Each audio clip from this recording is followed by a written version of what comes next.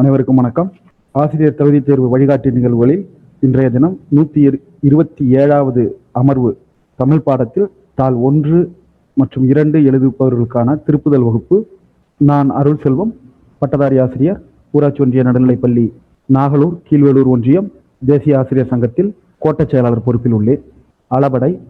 இந்த அளபடையை பார்க்கறதுக்கு முன்னாடி நாம் அந்த எழுத்திலிருந்தே தொடக்கிடுவோம். எழுத்து முதலெழுத்து சார்பெழுத்து உங்க எல்லாருக்குமே நன்றாக தெரியும். முதலெழுத்தை பொறுத்தவரையிலையும் நீங்க கவலையப்பட வேண்டியதில்லை. 2 விஷயம்தான். 12 உயிரெழுத்துக்களும் 18 மெய்யெழுத்துக்களும் ஆகிய 30 எழுத்துக்களும் முதலெழுத்துக்கள். குறிப்பெடுத்துக்கிறோம். தமிழ்ல முதலெழுத்துக்கள் சார்பெழுத்துக்கள். இந்த முதலெழுத்துக்கள்ல 12 உயிரெழுத்துக்கள் 18 மெய்யெழுத்துக்கள். இந்த முதலெழுத்துக்கள்ல பிரிவுகள் இருக்கா? இருக்கு. உயிரெழுத்துக்கள் 12. அந்த 12ல 2 பிரிவு இருக்கு. என்னது? குறில் எழுத்துக்கள் 5, நெடில் எழுத்துக்கள் 7. ஸ்கிரீனிங் இல்லைன்னு நினைக்காதீங்க, இந்த பகுதியில் அது இல்லை, நானா சொல்லிக்கிட்டு இருக்கேன். குறில் எழுத்துக்கள் 5 அப்படிங்கிறது அ, இ, உ, ஏ, ஓ. இந்த ஐ நெடில்ல வந்துடும். கூடுதலா ஔ நெடில்ல வந்துடும். எக்ஸ்ட்ரா நெடில்ல ஏன் 2 வருதுன்னா ஆ, இ, உ, ஏ, ஓ 5 குறில் எழுத்துக்கள், அவற்றினுடைய நெடில் எழுத்துக்கள். இது 9ஆம் வகுப்பு. நாம இந்த பகுதியை மட்டும்தான் இப்ப பார்க்க போறோம். 9ஆம் வகுப்பு எழுத்துக்கள். இந்த பகுதியை மட்டும் இந்த 9ஆம் வகுப்புல இப்ப பார்க்க போறோம். அடுத்தது நம்ம ஃபுல் ரிவைஸ் பண்ண போறோம் கிராமர். அடுத்தது நெடில் எழுத்துக்கள் 7. இதுல நம்ம குறில் எழுத்துக்கள் பார்த்தோம் இல்லையா, அவற்றினுடைய இனமான நெட்டெழுத்துக்கள் 5 வந்துடும். அது இல்லாம ஐ, ஔ இது 2 வந்துடும். ஆக உயிரெழுத்துக்கள் 12ல குறில் எழுத்துக்கள் 5, நெடில் எழுத்துக்கள் 7ன்னு 2 வகை. அடுத்தது மெய்யெழுத்துக்கள் பார்த்திருப்போம். மெய்யெழுத்துக்கள் நமக்கு தெரியும். மெய்யினா என்ன? உடம்பு அப்படின்னு அர்த்தம். அப்போ இந்த மெய்யெழுத்துக்களை 3 வகையா பிரிக்கிறோம். அது நம்ம ஒலிப்பதுல நம்ம உடல் சம்பந்தப்பட்டதுதான். வல்லினம், மெல்லினம், இடையினம். மொத்தம் 18 எழுத்து. 3ஐயும் 6 பிரிக்கணும். வல்லினம் 6, கசட தபர நமக்கு தெரியும். ஆனா இதை இப்படி சொல்லக்கூடாது. வல்லினம் மெய்யெழுத்துக்கள்ங்கிறது இக்கு, இச், இட், இத், இப், இர். ஆனா நம்ம சொல்றதுக்காக கசட தபரன்னு சொல்லிக்கிறோம். இதை ஞாபகம் வச்சுக்கிறோம். மெய்யெழுத்துக்கள் தான் நம்ம பார்த்துக்கிட்டு இருக்கோம். அடுத்தது மெல்லினம். ஞான நமன, ஞான நமன. எதுல எல்லாம் மூக்கோட ஓசை இருக்கோ அதெல்லாம் நம்ம ஞாபகம் வச்சுக்கிறோம். ஞான ஞமன மெல்லினம். கசட்ட தப்பற, நெஞ்சில ஒரு வைப்ரேஷன் வரும், அதான் வல்லினம். அடுத்தது இடையினம். இந்த 2க்கும் நடுவில் இருக்கிறது எரள வழல. அதை அப்படியே புள்ளி வச்ச எழுத்துக்கெல்லாம் நம்ம சொல்லிக்கிறோம். இ, இர், இல், உ, இல், இல் இப்படி சொல்லிக்கிறோம். அப்போ மெய்யெழுத்துக்கள்ல 3 வகை: வல்லினம், மெல்லினம், இடையினம். உயிரெழுத்துக்கள்ல 2 வகை: குறில் எழுத்துக்கள், நெடில் எழுத்துக்கள். மொத்தம் முதலெழுத்துக்கள்ல 2 வகை: உயிரெழுத்துக்கள், மெய்யெழுத்துக்கள். நம்ம ரிவர்ஸ்ல போயிருக்கோம். மொத்தம் 30 எழுத்துக்கள். ஓகே, நாம சார்பெழுத்துக்குள்ள வந்துடுறோம். சார்பெழுத்துல 10 இருக்கு. இதை மட்டும் தெரிஞ்சுக்கிறோம். சார்பெழுத்துக்கள் 10. இதை பட்டியலா நம்ம சொல்ல தேவையில்லை, அங்க கேட்க மாட்டாங்க. நீங்க பட்டியல் எழுத போறது இல்லை. ஆனா ஒரு வாட்டி படிச்சுக்கோங்க. உயிர்மை, ஆயுதம், உயிரிழபடை, ஒற்றளபடை, குற்றியலுகரம், குற்றியலிகரம், ஐகார குறுக்கம், ஔகார குறுக்கம், மகர குறுக்கம், ஆயுத குறுக்கம். இத ஒரு முறை படிச்சுக்குங்க போதும். இந்த அளபடை அப்படின்னா என்ன? நீண்டு ஒலித்தல். அளபடைனா என்ன? நீண்டு ஒலித்தல். உயிரிழபடை இதுதான் நம்ம பார்த்தோம். 9ஆம் வகுப்புல உள்ள முதல் அழகுல இருக்கக்கூடிய இலக்கணம். உயிரிழபடைனா என்ன? சொல்லுக்கு முதலில் நிற்கிற, இடையில் நிற்கிற, இறுதியிலும் நிற்கிற உயிரெழுத்துக்கள். சார், இறுதியில எப்படி உயிரெழுத்துக்கள் வரும்?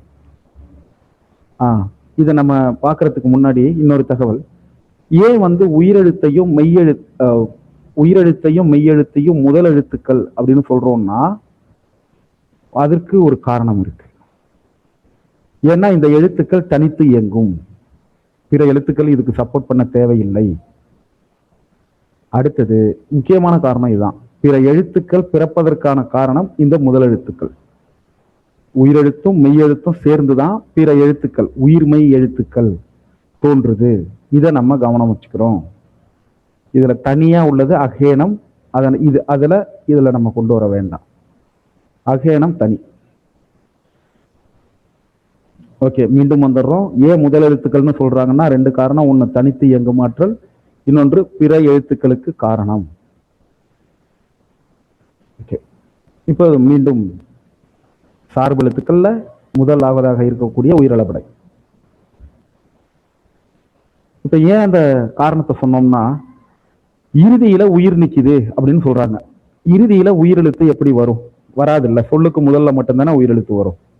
ஆனா நாம சொற்கள்ல பார்க்கும்போது இடையிலும் இறுதியிலும் உயிரெழுத்துக்கள் வரும்னா அவை உயிர்மெய் எழுத்துக்களில் உள்ள உயிர்கள். அப்படி நம்ம பார்த்துக்கணும். உயிர்மெய் எழுத்துக்கள்ல உயிரெழுத்து இருக்கு இல்லையா?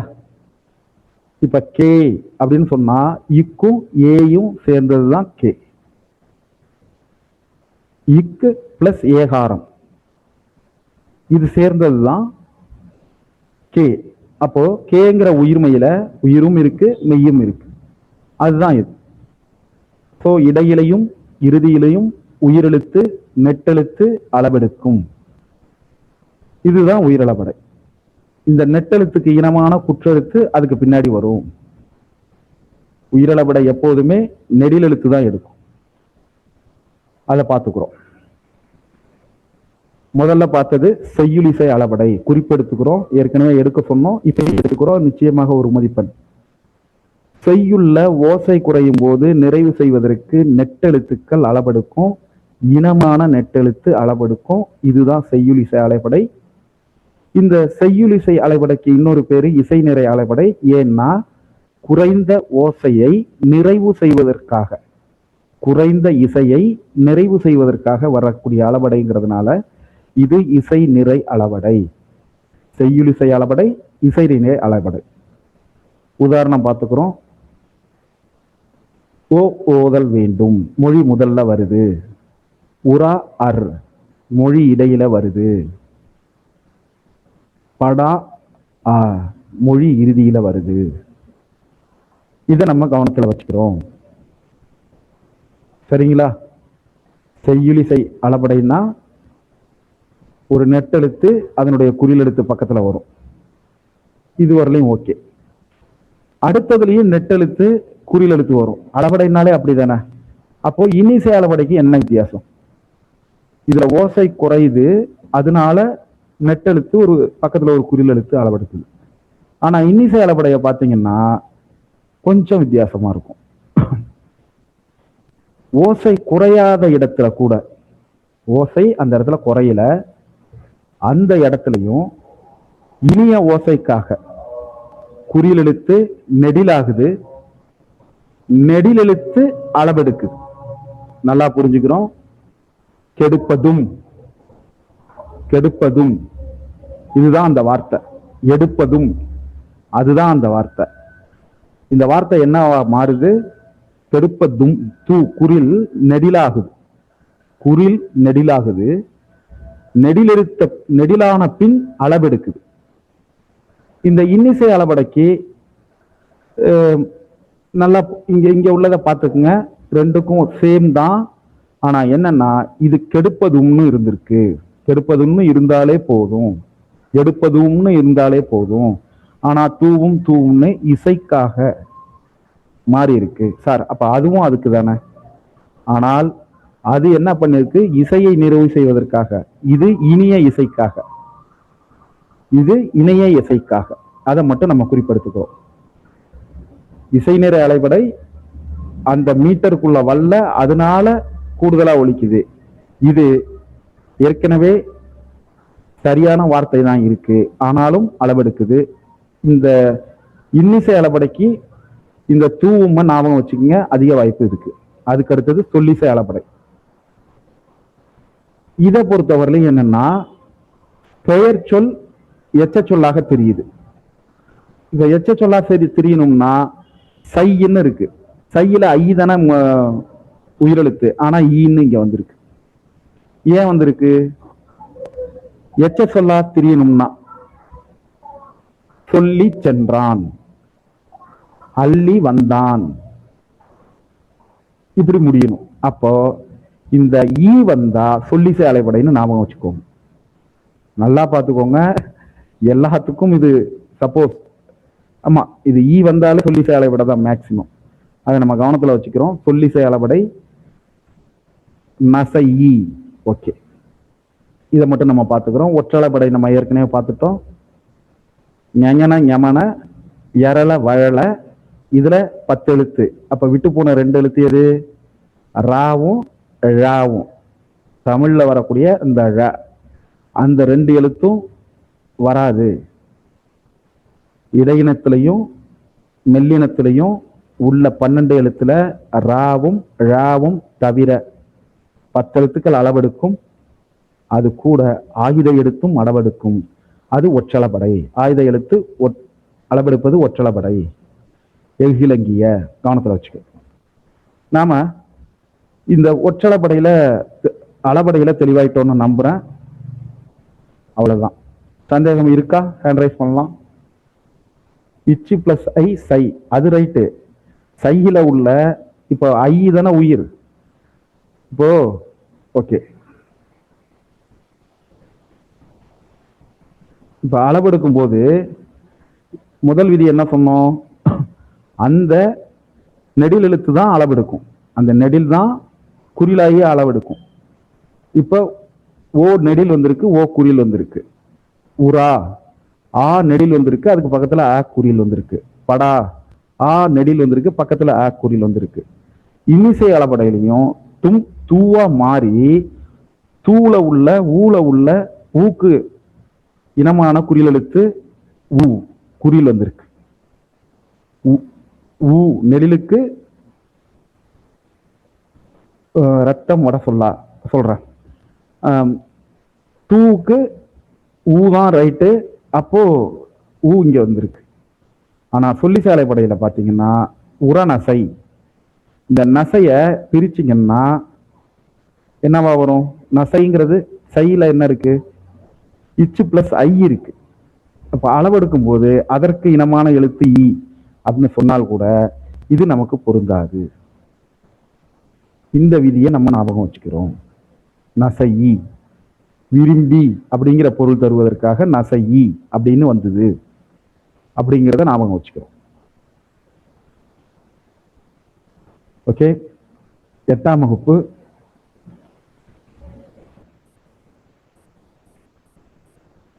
இந்த வாழ்க நிரந்தரம் வாழ்க தமிழ் மொழி வாழிய வாழியவே வானமளந்தது அனைத்து மலர்ந்திடும் மண்மொழி வாழியவே பார்த்துட்டோம். ஏற்கனவே நாம முழுமையா பார்த்துட்டோம். கொஞ்சம் வேகமா பார்த்துருவோம். எழுதினவங்க பாரதியார். இதுல முக்கியமான வார்த்தைகள் வைப்பு நிலப்பகுதி, வன்மொழி வளமிக்க மொழி, தூள்கழி சூழ்ந்துள்ள அறியாமை இருள், தொல்லை பழமை துன்பம்லாம் நமக்கு தெரியும். அப்போ பாரதியார், சுப்பிரமணிய பாரதியார் அவர்கள் இந்தியா விஜயா போன்ற இதழ்களில் எழுதி விடுதலை போருக்கு வித்திட்டவர். அதே போல சிந்துக்கு தந்தை, செந்தமிழ் தேதி, புதிய அறம் பாட வந்த அறிஞன், மரம் பாட வந்த மறவன் என்றெல்லாம் பாரதிதாசன் இவரை புகழ்ந்துள்ளார். இதைத்தான் நம்ம அன்னைக்கு சொன்னோம். சிந்துக்கு தந்தை என்று புகழ்ந்தவர் யார் அப்படின்னு கேட்டா பாரதிதாசன். சிந்துக்கு தந்தை என புகழப்பட்டவர் யாருன்னு கேட்டா பாரதியார். இந்த பெயரெல்லாம் சொல்லி சிறப்பு பெயராக சொன்னது யாருன்னா பாரதிதாசன். யாருக்கு சொன்னார்னா பாரதிதாசன் பாரதியாருக்கு சொன்னார். இந்த எதுகை கொடுத்திருக்காங்க. வாழ்க ஏழ்கடல் தூள்கழி வாழ்க. 2ஆம் எழுத்து ஒன்றி வருவது எதுகை தொடை. மோனை முதல் எழுத்து ஒன்றி வருவது வாழ்க வாழிய. வானம் வன்மொழி எங்கள் என்றென்றும். இந்த முதல் எழுத்து ஒன்றி வருவது மோனை. அடுத்தடுத்த வரிகள்ல வாழியவே வையகமே தமிழ்நாடே தமிழ் மொழியே கடைசி எழுத்துல ஒரே ஓசை ஏ ஓசை வந்திருக்கு. இது இயைபு. ஆங்கிலத்தோட குழப்பிக்க வேண்டாம். ஆங்கிலத்துல ஒரே வரியில இருக்கணும். ஆங்கிலத்துல அல்லிட்ரேஷன் அப்படிங்கிற மெய்யெழுத்து ஒலி ஒரே வரியில இருக்கணும். அசோனன்ஸ் அப்படிங்கிற மெய்யெழுத்து ஒலி ஒரே வரியில இருக்கணும். கன்சோனன்ஸ் ஒரே வரியில இருக்கணும். அதை நம்ம ஞாபகத்துல வச்சுக்கிறோம்.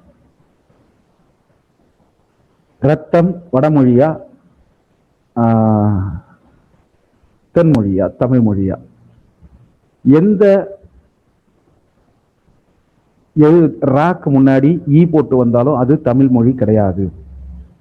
ஏன்னா தமிழ்ல அந்த ஈயை எடுத்துட்டீங்கன்னா இரக்கம் அப்படின்னு படிக்கிறீங்க, ஈயை எடுத்துட்டா ரக்கம்னு படிக்கணும்.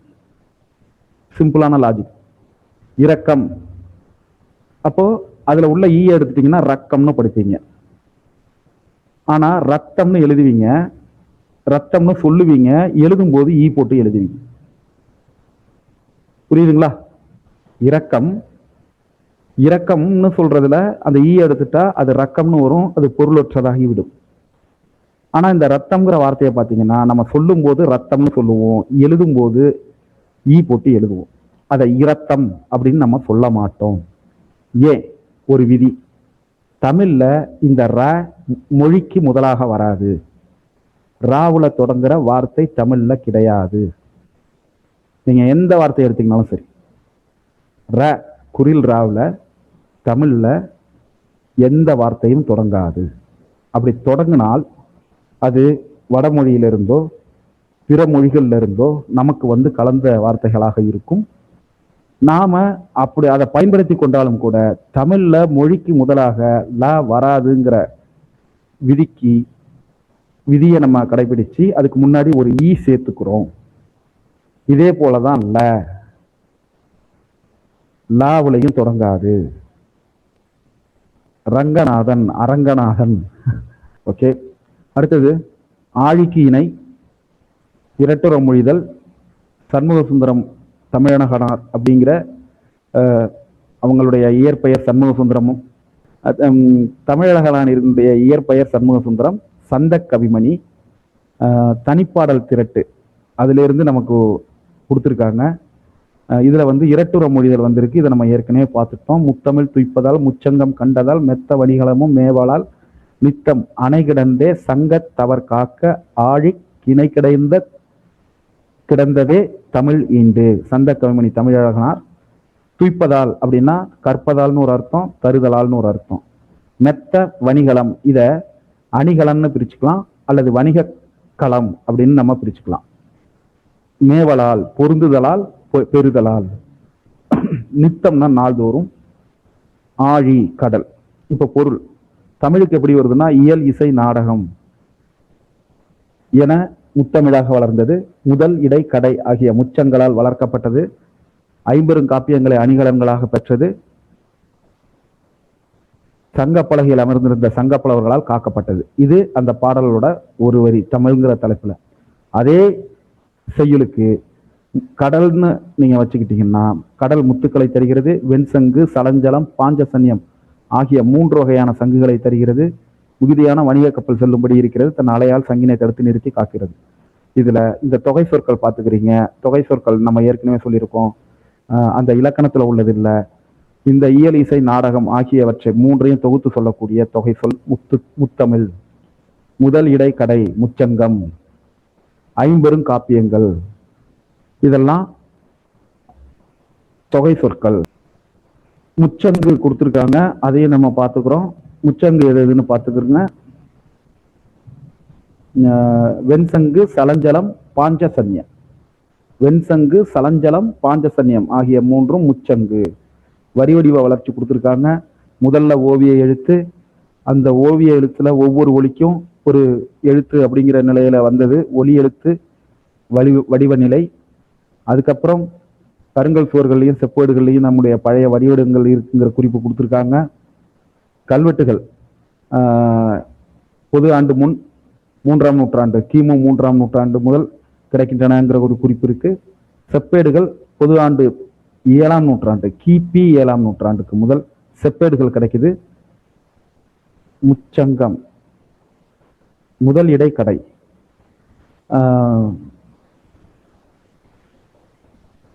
அடுத்தது வட்டெழுத்து, தமிழ் எழுத்து கொடுத்துருக்காங்க. வட்டெழுத்துங்கிறது வளர்ந்த எழுத்துக்களால் ஆனது, மிக பழைய தமிழ் எழுத்து. வட்டு அப்படின்னா இந்த வளைந்த அப்படிங்கிறத ஞாபகம் வச்சுக்கோங்க. தமிழ் எழுத்துங்கிறது இப்ப எழுதக்கூடிய தமிழ் எழுத்துக்களுடைய பழைய வரி வடிவம், தமிழி அப்படின்னு சொல்லுவோம். அப்போ 11ஆம் நூற்றாண்டுக்கு பிறகு கிடைக்கக்கூடிய கல்வெட்டுகள்ல பழைய தமிழ் எழுத்துக்கள் இருக்கு. 8ஆம் நூற்றாண்டு முதல் 11ஆம் நூற்றாண்டு வரை வட்டெழுத்துக்கள் தான் இருந்திருக்கு. கடைச்சங்க காலத்துல எழுதப்பட்ட எண்ணெழுத்துக்கள் கண்ணெழுத்துக்கள், கண்ணெழுத்து அப்படின்னு சொல்றாங்க. கடைச்சங்க காலத்துல எழுதப்பட்ட எழுத்துக்கள் கண்ணெழுத்து, அதை நம்ம குறிப்பெடுத்துக்கிறோம்.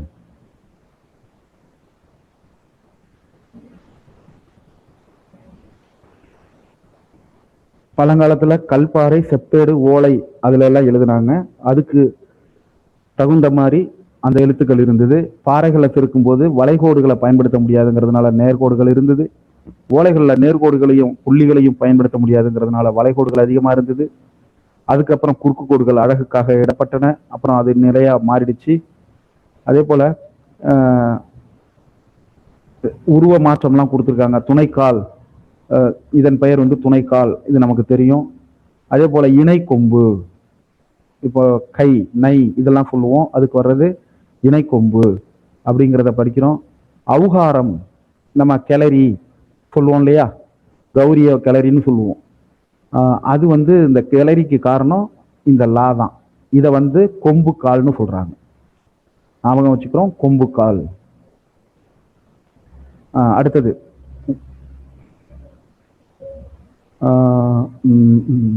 முக்கியமானது, தமிழ் எழுத்துக்கள்ல மிகப்பெரிய சீர்திருத்தத்தை செய்வதவர் வீரமாமுனிவர்ங்கிற ஒரு குறிப்பு கொடுத்துருக்காங்க.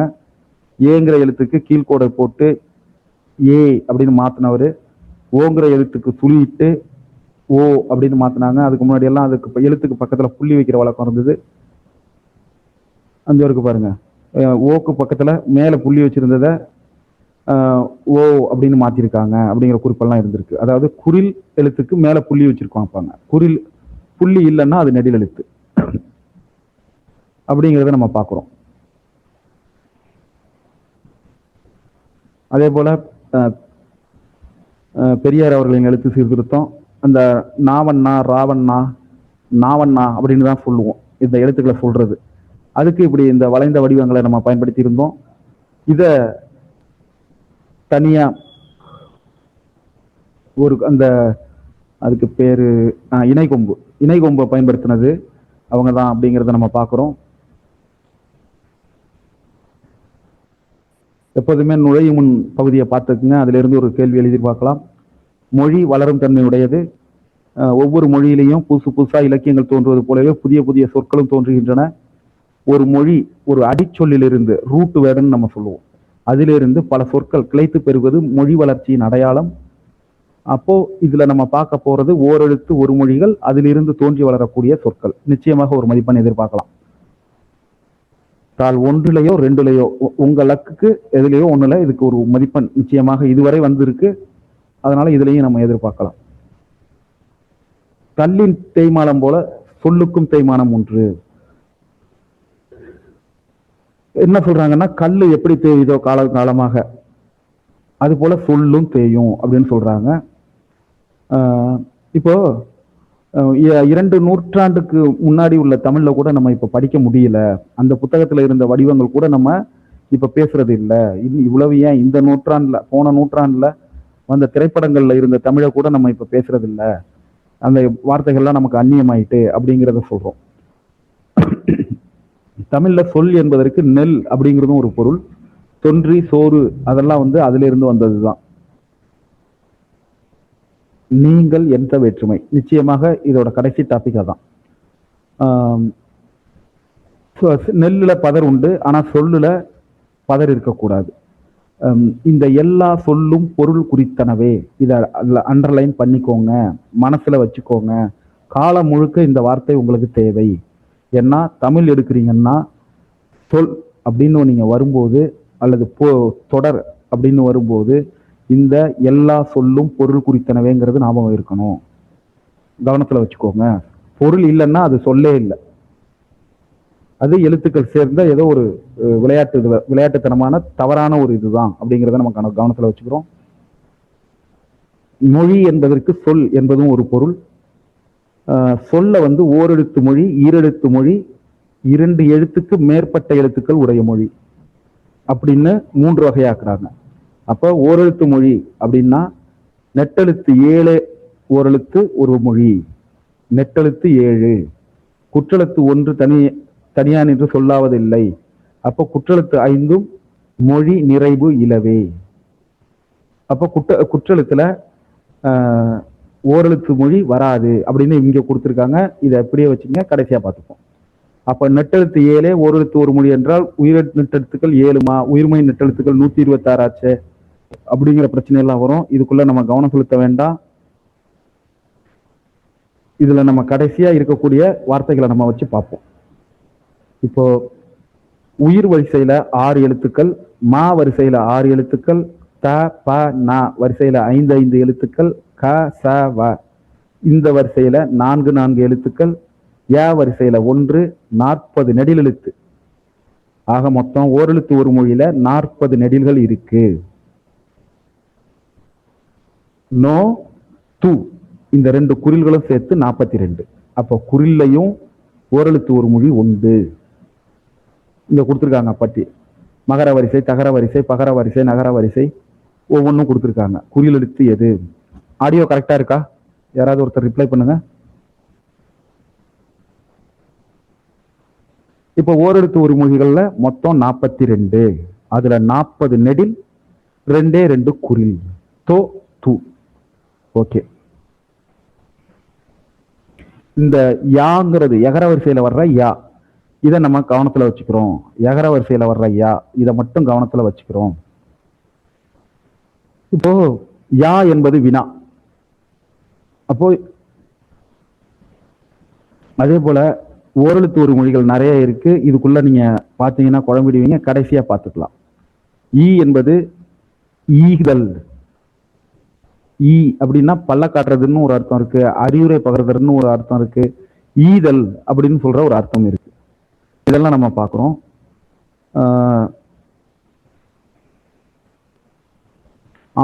ஆண் அப்படிங்கிறது ஆவாகியது, மான்கிறது மாவாகியது, கோங்கிறது கோ ஆகியது, தேன்கிறது தே ஆகியது, பேங்கிறது பே ஆகியது. இதெல்லாம் கால வள்ளத்தில் கரைந்து தேர்ந்தவை. அப்படின்னா இதை ஏன் படிச்சோம்னா, இந்த ஒவ்வொரு எழுத்தும் ஓரெழுத்து ஒரு மொழி. ஆண் ஆ, மான் மா, கோன் கோ, தேன் தே, பேய் பே. இப்போ பேயோடைய பொருள் கேட்கிறாங்க. ஆப்ஷன்ல பேய்னு இருக்கு, நம்ம ஈஸியா எழுதிடலாம் இதை பார்த்தோம்னா. ஏ அப்படின்னா, ஏ அப்படின்னாலே ஏவுதல், தொலைவில் உள்ளதுக்கு பொருத்தப்படுகிறது அப்படிங்கிற ஒரு அர்த்தத்தை வச்சுட்டாங்க. அதே போல விரைந்து சென்று கடமை உரியவன். அப்போ ஏன்னா விரைந்து செல்லுதல், ஏவுதல் அப்படிங்கிற அர்த்தம். ஏவலன், ஏ கலைவன் அப்படின்னா விரைந்து செலுத்துவதில் வல்லவன் அப்படிங்கிற அர்த்தம். அப்போ ஏன்னா விரைந்து செலுத்துதல், ஏவுதல் அப்படிங்கிற அர்த்தம்.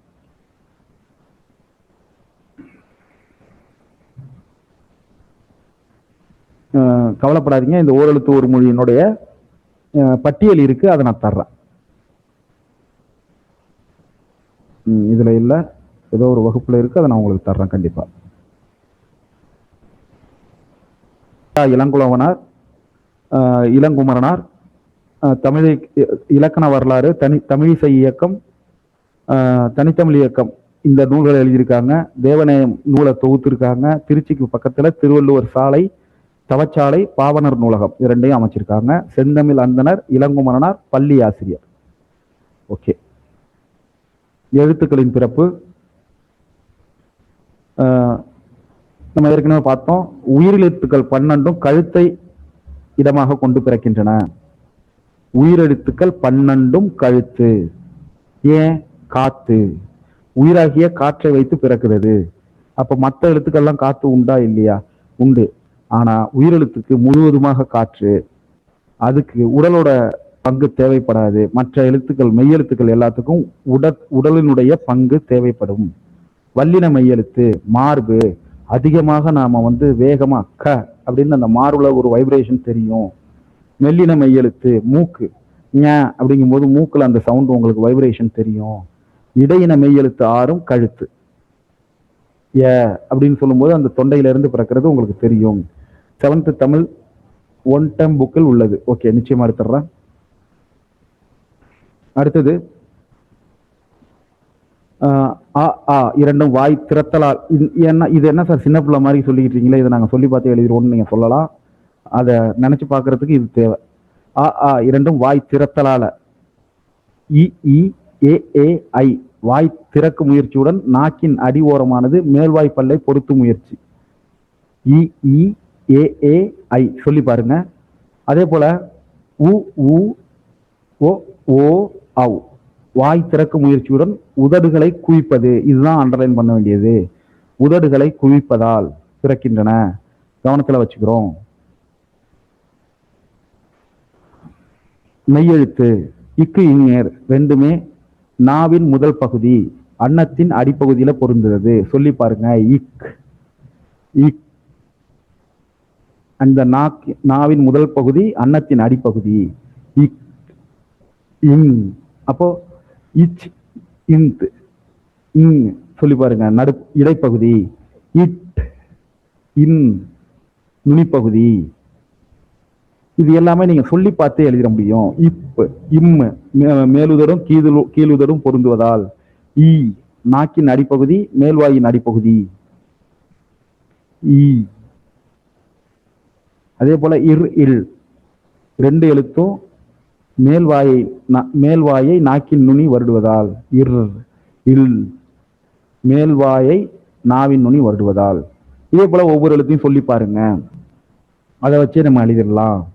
ஆயுத எழுத்து வாயை திறந்து ஒலிக்கும் முயற்சியால் பிழைக்கிறது. பிற சார்பெழுத்துக்கள் யாவும் தத்தம் முதலெழுத்துக்கள் தோன்றும் இடங்களிலேயே அவை பிறப்பதற்கு உரிய முயற்சிகளை கொண்டு தாமும் பிறக்கின்றன. அப்ப என்ன அர்த்தம்? அப்போ உயிரெழுத்து கழுத்துல தோன்றும். மெய்யெழுத்துக்கள் அதுல 3 இடம் இருக்கு. வல்லினம் மெல்லினம் இடையணும். அப்போ உயிர் மெய்யெழுத்து ஒவ்வொன்றும் இந்த வல்லினம் மெல்லினம் இடையணுமா மெய்யெழுத்து இருந்தா அதற்குரிய இடத்துலையும் கழுத்துல உள்ள அந்த உயிரெழுத்து ஓசையும் சேர்ந்து பிறக்கும். கவனத்துல வச்சுக்கிறோம். இப்போ இந்த பொறுத்துக கேட்டிருக்காங்க. இந்த மாதிரி வினாக்கள் வருவதற்கான வாய்ப்புகள் அதிகம். கவனத்துல வச்சுக்கிறோம். இதெல்லாம் நம்ம பார்த்துட்டோம். திருப்பி நம்ம அதில் பார்த்துட்டு இருக்க வேண்டாம், நேரம் இல்லை.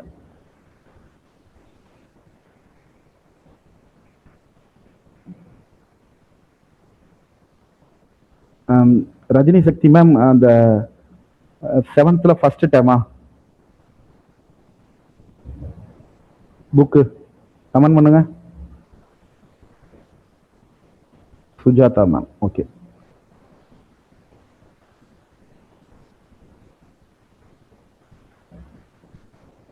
ஓகே. ஓரெழுத்து ஒரு மொழிகளும் அவற்றின் பொருளும். பசு. இப்போ நம்ம ஏற்கனவே ஆக்கு 1008 அர்த்தம் பார்த்திருப்போம். ஆனால் கேள்வித்தாளில் இந்த வினா வந்துருச்சுன்னா அவங்க ரெஃபர் பண்ண போறது இந்த பட்டியலை தான். இதுல இருந்து தான் நம்ம அந்த கேள்வி ஆன்சரை சேலஞ்ச் பண்ணணும்னாலும் இதைத்தான் நம்ம வச்சுக்கிட்டு பண்ணணும். இப்போ ஓகே. இப்போ பாருங்க, 40 மெய்யெழுத்துக்கள், 40 நெட்டெழுத்துக்கள் அதை முன்னாடி கொடுத்துருக்காங்க. நோ குறில் எழுத்து, ஆனா அது நோய். நோய்ங்கனுடைய தேய்மானம் அப்படிங்கிறத நம்ம பார்க்கிறோம். அடுத்தது து உன். இதை நம்ம எதிர்பார்த்திருக்க மாட்டோம். து அப்படின்னா ஒண்ணுன்னு. இது மட்டும்தான் கொஞ்சம் வித்தியாசமா இருக்கு. பாக்கி எல்லாமே நம்ம ஓரளவு. பசு நமக்கு தெரிஞ்சதுதான். கொடு. ஊன் இறைச்சி. அம்பு இப்பதான் பார்த்தோம். தலைவன். ஐனா தலைவன். மதகு நீர் தாங்கும் பலகை. சோலை. பூமி. கை ஒழுக்கம். அரசன். இறந்து போ. இகழ்ச்சி. இதெல்லாம் நம்ம ஓரளவு மேட்ச் பண்ணிக்கலாம். உயர்வு. மதில். கொடு நமக்கு தெரிஞ்சது. நெருப்பு. இப்ப மதில் நம்ம குறிப்பெடுத்து வச்சுக்கணும். நெருப்பு. தூய்மை. நெடில்னா தூய்மை, குறில்னா உண்ணுதல். கவனத்துல வச்சுக்கிறோம். நெடில்னா தூய்மை, குறில்னா உண்ணுதல். தே கடவுள், தை தைத்தல், நா நாவு, நீ முன்னிலை ஒருமை. இது நமக்கு தெரியும், பயன்பாட்டில் இருக்கிற வார்த்தை தான். நே நேசம், அன்பு அப்படி ஞாபகம் வச்சுக்கோங்க.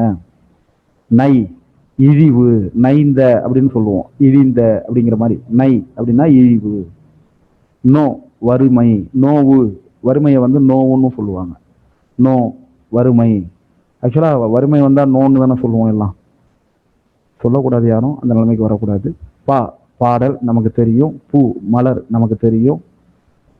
பே சார் அங்க பேய்னு சொன்னீங்க, இங்க மேகம்னு கொடுத்துருக்கே. பேய் அந்த தேய்மானம் சொன்னோம், ஞாபகம் இருக்கா? இப்போ மேகம்னு கொடுத்துருக்காங்க. மேகம் தான் ஃபைனல், அதை ஞாபகம் வச்சுக்கோங்க. மேகம் இல்லைன்னா பேய்னு எழுதிருங்க. பை இளமை, போ செல் புழக்கத்தில் இருக்கு. மா மாமரம் புழக்கத்தில் இருக்கு. மீ வான். இந்த மீ வான் எப்படி தொடர்பு படுத்துறதுன்னு தெரியல, தொடர்பு படுத்திக்கிங்க, வேற வழி இல்லை, இதை மனப்பாடம் பண்ணி தான் ஆகணும். மீது அப்படின்னு ஞாபகம் வச்சுக்கிட்டீங்கன்னா கூட அது பொருந்தாது. மீது அப்படின்னா எல்லாத்துக்கும் மீது இருக்கக்கூடியது வான் அப்படின்னு ஞாபகம் வச்சுக்கலாம். மூ மூப்பு, மே அன்பு, மை அஞ்சனம், மோ மோத்தல், யா அகலம். ஓகே, விண்மீன் கனிமொழி மேம் சொல்லியிருக்காங்க. மீங்கிறதுக்கு விண்மீன் வச்சிங்கன்னா விண்மீன் இருக்கிற இடம் வானம் அப்படின்னு ஞாபகம் வரும். ஓகே, நம்ம இந்த பேசுகிற இந்த உரையாடல நிச்சயமாக தொடர்புடையாத மாறிடும். யா அகலம், வா அழைத்தல், வி மலர். இந்த வி மலர்ங்கிறது நம்ம பார்த்துக்கிட்டு இருக்கோம் அடிக்கடி. வை புல், வவ் கவர், கவர்தலுக்கு வவ்வுன்னு கொடுத்துருக்காங்க. நாம இந்த வார்த்தைகளை நம்ம கவனம் வைப்போம்.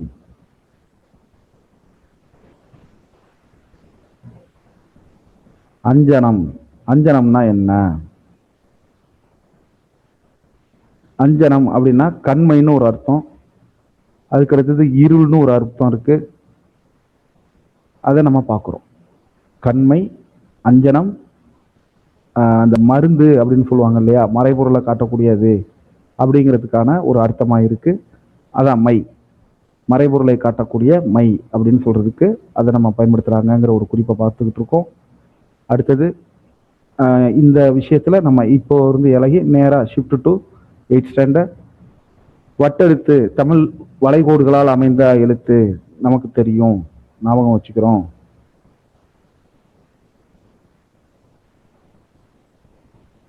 இயற்கையை போற்றுவோம், இளங்கோவடிகள். இதுக்கு நம்ம நூல்வழி போக தேவையே இல்லை, போறப்ப நம்ம பார்த்துப்போம். ஆந்திவேல இளங்கோவடிகள் நமக்கு நல்லா தெரியும். இதுல நூல்வழியில ஏதாவது முக்கியமான தகவல் இருக்கான்னு பார்க்குறோம். ஒன்றும் அவங்க கொடுக்கல. நிலவின் குளிர்ச்சி, கதிரவனின் வெம்மை, மலை பயன், இதை கொடுத்துருக்காங்க.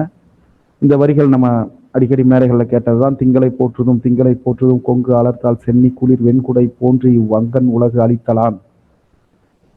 ஞாயிறு போற்றுதும் ஞாயிறு போற்றுதும் காவிரி நாடன் திகிரி போல் பொற்கோட்டு மேறு வளம் திரிதலான். மாமழை போற்றுதும் மாமழை போற்றுதும் நாம நீர் வேலி உலகிற்கு அவன் அழிபோல் மேல் நின்று தான் சுரத்தலான். இவ்வளவு வேகமா படிச்சதுல ஒன்றும் அர்த்தம் புரிஞ்சிருக்காது. ஒன்றும் இல்லை, மாலை அணிந்த சோழனின் குளிர்ந்த வெண்குடை போல அருளை வழங்கும் வான்நிலா. அடுத்தது சோழன், காவிரி நாடன் சோழன் ஆணை சக்கரம் போல இமயத்தை வலம் வரும் கதிரவன்.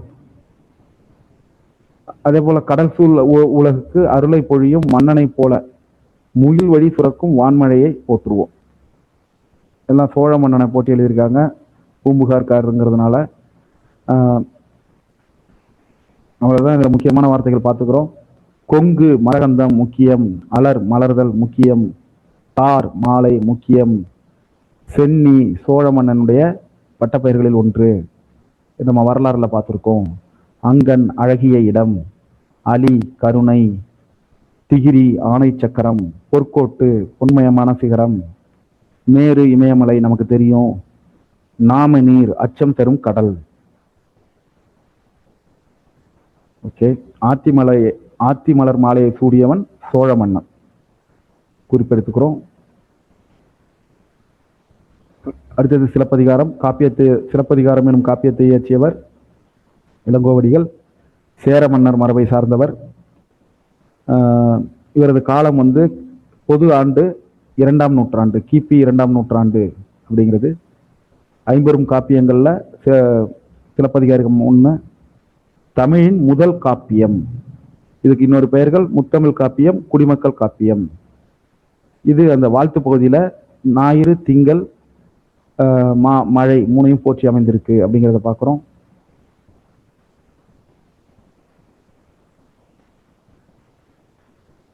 பட்டமரம் அப்படிங்கிற ஒரு கவிதை தமிழ் ஒழி அப்படின்னு ஒருத்தர் எழுதியிருக்காரு. இதுல உள்ள வார்த்தைகளை மட்டும் பார்க்கிறோம். விசனம் கவலை, குந்த ஒக்கார, கந்தம் மனம், சுகந்தம் அதெல்லாம் இருக்கு இல்லையா. குமைந்தனை, வருந்து நாய், இற்று அழிந்து, எழில்னா அழகு, ஓலம்னா அலறல், எய்தி அடைந்து, புவி உலகம், மிசை மலர் மிசை ஏகினான், மிசைனா மேல் குறிப்பெடுத்துக்கிறோம். அப்போ இலைகளற்ற கிளைகளுடன் நின்று நாள்தோறும் பெருமூச்சு விடும் மரமே, நீ வெட்டப்படும் நாள் வரும் என்று எண்ணி வருந்தினாயோ. உட்காருவதற்கு நிழலையும் மனமிகுந்த மலர்களையும் தருவதற்காக உனது இலைகள் கூரை போல் விரிந்திருந்தன. அவை வெந்து கரிய நிறம் பெற்றதை எண்ணி வருந்தினாயோ. மரம் எனும் பெயர் மாறி கட்டை எனும் பெயரை பெற்று துன்புற்று கருகினாயோ. உனது உடையாகிய பட்டை கிழிந்ததால் அழகு முழுதும் இழந்தாயோ. காலம் எனும் புயலால் தாக்கப்பட்டு கலங்கும் மனிதன் கை நீட்டி ஓலமிடுவது போல துன்புற்று வருந்தினாயோ. பாடும் பறவைகள் எல்லாம் ஒன்று கூடி உனக்காக பாடல் பாடியது. பனிமூடிய உலகுக்கு நீ அழகு கொடுத்தது. உனது ஆடும் கிளைகளில் சிறுவர்கள் அமர்ந்து குதிரை ஓட்டி விளையாடுது என்பனையெல்லாம் ஏட்டில் எழுதிய பழங்கதையாக முடிந்து போய்விட்டன. இன்று அவை வெறும் கனவு போல் தோன்றுகின்றன. ஓகே, எதுகை பார்க்கிறோம். குந்த, கந்த, வெந்து, இந்துங்கிற 2ஆம் எழுத்து அடுத்தடுத்த வரிகள்ல வந்திருக்கு. அதை நம்ம பார்க்கிறோம். அடுத்தடுத்த வரிகள்ல வந்திருக்கு. குந்த நிழல் தர, கந்த மலர் தர, கூரை விரித்த இலை, வெந்து கருகிட, இந்த நரம் வர, வெம்பி குமைந்தனையோ. அதே போல கட்டை எனும் பெயர், உற்று கொடுந்துயர், பட்டு கருகினையோ. பட்டை எனும் உடை, அந்த மரத்தினுடைய பட்டை தான் உடைன்னு சொல்லியிருக்காங்க. நம்ம பட்டுடைன்னு கவனத்துல வச்சுக்க போறோம். பட்டை தான் உடைன்னு சொல்லியிருக்காங்க. தமிழ் ஒளி பாரதியாரின் கவிமரபு வழித்தொன்றலாகவும் பாரதியாரின் மாணவராகவும் விளங்கியவர். நிலைபெற்ற சிலை, வீராயி, கவிஞனின் காதல், மாதவி காப்பியம், இதெல்லாம் இவங்களுடைய படைப்புகள். நிலைபெற்ற சிலை, வீராயி, கவிஞனின் காதல், மாதவி காப்பியம். தமிழ் ஒளியின் கவிதைகள் ஒரு பாடமாக கொடுத்துருக்காங்க. இந்த கவி மரபு வழித்தோன்றல் இதெல்லாம் பார்த்தீங்கன்னா அந்த ஒரு புகழ்பெற்ற ஒரு படைப்பாளி இருக்கும்போது அவங்க வழியை பின்பற்றி அது ஒரு மரபு வந்துகிட்டு இருக்கும். அப்படித்தான் இப்போ சமீபத்தில் பாரதி ராஜா, பாக்யராஜ், அதுக்கடுத்தடுத்து பாரதி ராஜாவுக்கு பின்னாடி நம்ம பார்த்திபன், இதெல்லாம் பார்க்குறோம். இதுதான் அந்த வழிமரபு அப்படிங்கிறது. அடுத்தது மூலிகை மருத்துவம், சித்த மருத்துவம், இது சார்ந்து கொடுத்துருக்காங்க. இதை நம்ம ஏற்கனவே பார்த்துட்டோம், ரொம்ப தெளிவாக பார்த்துருக்கோம். இதை கண்டென்ட்ல முக்கியமான பகுதி இருந்தால் நம்ம பார்ப்போம். வெட்டுக்கிளியும் சருகுமானும் ஏற்கனவே நம்ம பார்த்துட்டோம். இந்த நூல்வழி மட்டும் பார்த்துக்கிறோம். காடர்கள் அப்படிங்கிற பழங்குடியினர் கேரளா தமிழ்நாடு எல்லையில பரம்பிக்குளம், ஆனமலை பகுதிகளில் வாழ்ந்து வராங்க காடர்கள். இவங்க காடுகளில் எப்படி வாழ்ந்தாங்க அப்படிங்கிறத மறந்துடக்கூடாதுங்கிறதுக்காக காடுகள், செடி கொடிகள், விலங்குகள் தொடர்பான கதைகளை சொல்லி சொல்லி கொடுத்துட்டு வராங்க. அப்படிப்பட்ட கதைகளில் ஒண்ணுதான் இந்த வெட்டுக்கிளியும் சருகுமானும். ஒரு வெட்டுக்கிளி, ஒரு சருகுமான், இன்னொரு வேட்டை விலங்கு. அப்போ ஒரு ஒரு ஓடை, அது இருக்கக்கூடிய பள்ளத்தாக்கு, அதுல ஒரு மரம் விழுந்து கிடக்கு. அதுல எப்பயுமே புழு, பூச்சி, நத்தை எல்லாமே முச்சிக்கிட்டு இருக்கும். காட்டுல உள்ள அத்தனை விலங்கும் அங்கதான் நீர் அருந்த வரும். தாகம் தணிந்த பிறகு அந்த உள்ள குறிஞ்சி புதர்ல ஓய்வெடுக்கும். காரணம், வேட்டை விலங்குகள் அங்க வரும். அங்க ஒரு பச்சை வெட்டுக்கிளி வந்து அங்க இருந்துகிட்டு இருந்தது. அது ஒரு வாயாடி வெட்டுக்கிளி. எப்ப பார்த்தாலும் பேசிக்கிட்டே இருக்கிறதுனால அடிக்கடி சிக்கல்ல மாட்டிக்கும். அங்க வர பெண் சருகுமான், கூரன் அப்படிங்கிறது பேரு. சருகுமான் வெட்டுக்கிளி பாக்குது. சருகுமான் ஓடைய தாண்டது குதிக்கிறதா இருக்கு. சருகுமான் வந்து ஒரு சின்ன பிராணி, ஒரு பெரிய வீட்டு பூனை அளவுக்கு தான் இருக்கும், கூச்சப்படும். அதை பார்த்து வெட்டுக்கிளி பயப்புள்ள. கூரன் குறிஞ்சி புதர் அழுகே இளைப்பாற வருது. கூரன்னா யாரு? அந்த பெண் சருகுமான். இதான் சாக்குன்னு வெட்டுக்கிளி போய் அதுகிட்ட பேச சொல்லுது. என்ன கூரன், இவ்வளவு நாள் ஆச்சு, எங்க இருக்க அப்படி இப்படின்னு கேக்குது. நான் வந்து காட்டுல அந்த பக்கத்துல இருக்கேன், இப்போ உங்ககிட்ட பேசுறது எனக்கு நேரம் இல்லை, பித்த கண்ணு என்னை துரத்திக்கிட்டு வருது. பித்த கண்ணுங்கிற பேரை ஞாபகம் வச்சுக்கங்க, நான் எங்கேயாவது ஓடி ஒளியணும், எனக்கு சோர்வா இருக்கு, பல நேரமா நான் ஓடி களைச்சு போயிருக்கேன் அப்படின்னு சொல்லுது. வெட்டுக்கிளி அமைதியா பாக்குது. அதுக்கு பித்த கண்ணு தெரியும். பித்த கண்ணுங்கிறது ஒரு சிறுத்தை, பயங்கரமான வேட்டை விலங்கு. ஒரு மரம் விழுந்து கிடக்குது, அதுக்கு அடியில போய் கூரன் ஒளிஞ்சுக்குது. திருப்பி அந்த வெட்டுக்கிளியை பார்த்து சொல்லுது, வெட்டுக்கிளி நீ வளவலன்னு பேசுற ஆளு, பித்தக்கண்ணு வந்து உங்ககிட்ட என்னை பத்தி கேட்டா நீ எதுவும் சொல்லிடாத, அது என்னை பார்த்ததுன்னா ஒரே வாயில என்னை போட்டு முழுங்கிரும் அப்படின்னுது. வெட்டுக்கிளி வந்து அதை தலையாட்டி சரிப்பா அப்படின்னு சொல்லிட்டு உறுதிமொழி கொடுத்துட்டு கண்ணை மூடிக்கிட்டு, அதுக்குள்ள அந்த கூரன் சருகுமான தேடிக்கிட்டு பித்தக்கண்ணு அந்த சிறுத்தை அந்த ஓட பக்கமா வந்துட்டு சத்தம் இல்லாம அடி மேல அடி வச்சு அங்கங்க இருக்கிற பாறையில ஏறி மோப்பம் பிடிச்சிக்கிட்டே வருது. குறிஞ்சி புதர்ல அந்த கிளை மேல ஒரு வெட்டுக்கிளி உட்காந்துருந்ததை பார்த்தோம். அதை பார்த்தோன்னா உருமி கேக்குது. கூரன் இங்க வந்தாளா, அவ எங்க சென்றாள் அப்படின்னு கேக்குது. வெட்டுக்கிளிக்கு உற்சாகம் தலைக்கு ஏறிட்டு, ஏன்னா பித்தகன் இவ்வளவு பக்கத்துல இப்பதான் ஃபர்ஸ்ட் பாக்குது. அது அந்த கேள்வி கேட்டோடனே ஒரு சந்தோஷத்துல, நம்ம அந்த முக்கியமான விஐபிஸ் எல்லாம் வரும்போது பக்கத்துல இருக்கிறவங்க என்ன நடக்கிறதுன்னு தெரியாம நடந்துப்பாங்க. அது காரணம் அந்த நேரத்துல ஏற்படுகிற உளவியல் தடுமாற்றம். அது மாதிரி இந்த வெட்டுக்கிளிக்கு வாயை திறக்குது. அப்போ கூரனுக்கு அந்த சருகுமானுக்கு அளிச்சிருந்த வாக்குறுதி நினைவுக்கு வருது. உடனே அது வாயை முடிக்குது. ஆனா பித்தகர்ணவை பார்த்ததுனால ஏற்பட்ட பரவசத்தை அடக்க முடியாம அதுவா போய் அந்த கூரன் ஒளிஞ்சிருந்த இடத்துக்கிட்ட போய் குதிச்சு குதிச்சு போகுது. பித்தகண்ணுக்கு வெட்டுக்கிளியினுடைய ஆட்டம் புரிஞ்சிருச்சு. உடனே அது அங்கதான் பயணிக்கிறதுக்கு மோப்பம் விடுது. அங்க போனா அந்த மரத்தடியில புனுகு பூனை முதல் நாள் நைட்டு தங்கி இருந்திருக்கு. அந்த புனுகு பூனை இருந்த இடம் அப்படி நாரும். அதனால பித்தக்கண்ணு என்னதான் மோப்பம் பிடிச்சாலும் கூரனுடைய அந்த உடல் வாடை வந்து அந்த மூக்குக்கு, பித்தக்கண்ணோட மூக்குக்கு எட்டல. புனுகு பூனையோட துர்நாற்றம் தான் அடிக்குது. கொஞ்ச நேரம் அங்கேயே சுத்தி வருது. அதுக்கப்புறம் எதுவும் தட்டுப்படாததுனால அங்கிருந்து உருமிட்டு வேற பக்கம் போயிடுது. ஒளிஞ்சிருந்த கூரன் வெளியில வருது. ஏறக்குறைய காட்டி கொடுத்துட்டு அப்படிங்கிறதுனால அதுக்கு மேல ஒரு கோபம். ஒன்ன முட்டாள், நீ வந்து என்னை பார்த்துட்டு அப்படி குதியாட்டம் போடாம என்ன இருந்தாதான் என்ன, நான் இன்னைக்கு வந்து செத்து பொழைச்சிருக்கேன், அது வந்து என்னை திங்காம விட்டது அதிசயம், இனிமே இப்படி செஞ்சீன்னா திரும்பி வந்து உன்னை நான் என் காலால மிதிச்சிருவேன், நசுக்கிடுவேன் அப்படின்னு சொல்லிக்கிட்டு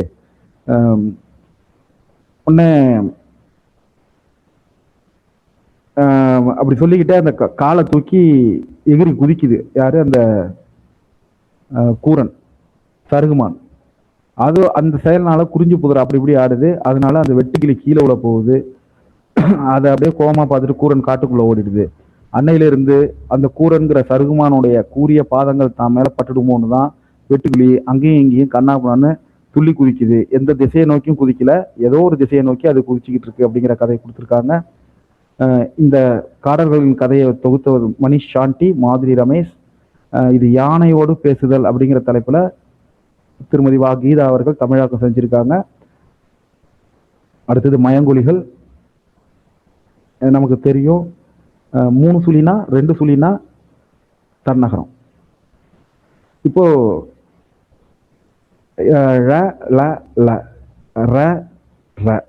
இந்த 8 தான் மயங்கொலி எழுத்துக்கள். இதை சரியா உச்சரிக்கணும். இதனுடைய பிறப்புகள்லாம் நம்ம ஏற்கனவே பார்த்துருக்கோம். தன்னகரம் அப்படின்னு ஏன் சொல்லுவோம்னா, டா வந்தா அதுக்கு முன்னாடி இன்னும் வரும். ரன்னகரம் அப்படின்னு சொல்லுவோம்.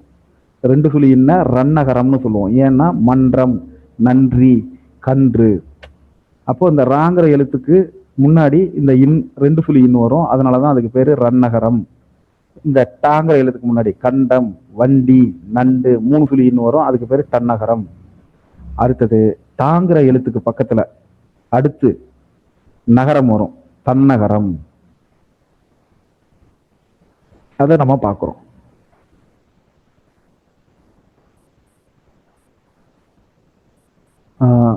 பாடறிந்து ஒழிவுதல் கலித்தொகை கொடுத்துருக்காங்க. இதுல செரா அமை வெறுக்காமை குறிப்பெடுத்துக்கிறோம். நோன்றல் பொறுத்தல் குறிப்பெடுத்துக்கிறோம். போற்றார் அப்படின்னா பகைவர். கிளை உறவினர். பேதையார் அறிவற்றவர். மறாமை மரா அமை மறுக்காமை. பொறை பொறுமை குறிப்பெடுத்துக்கிறோம்.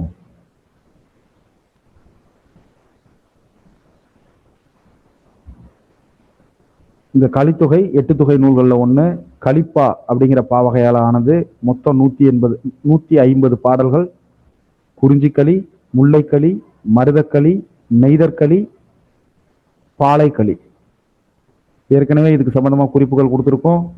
கலித்தொகையை தொகுத்தவர் நல்லந்துவனார். இவரு நெய்தல் களி, நெய்தல்ல வருது. அந்த நல்லந்துவனார் நெய்தல் களியை எழுதினாரு. மருதக்களி மருதன் இலகனாகனார் குறிப்பெடுத்துக்கிறோம். அதே போல குறிஞ்சிக்களி முல்லைக்களிக்கு நம்ம குறிப்புகள் கொடுத்துருக்கோம். பேயந்துவனார் அப்படிங்கிற குறிப்புகள்லாம் நம்ம கொடுத்துருக்கோம். அதை எடுத்து பாருங்க.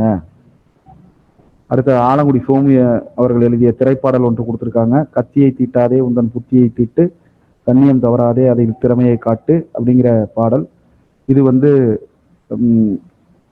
ஒரு மிகப்பெரிய விஷயம் இல்லை. இதெல்லாம் நம்ம எளிதில் எழுதிட முடியும். ஆலங்குடி சோமு சிவகங்கை மாவட்டம் ஆலங்குடியில பிறந்தவங்க. தமிழக அரசின் கலைமாமணி விருது பெற்றவர். பல்துறை கல்வி. இதுல தாய்மொழி வழி கல்வி, தமிழ் வழி கல்வி,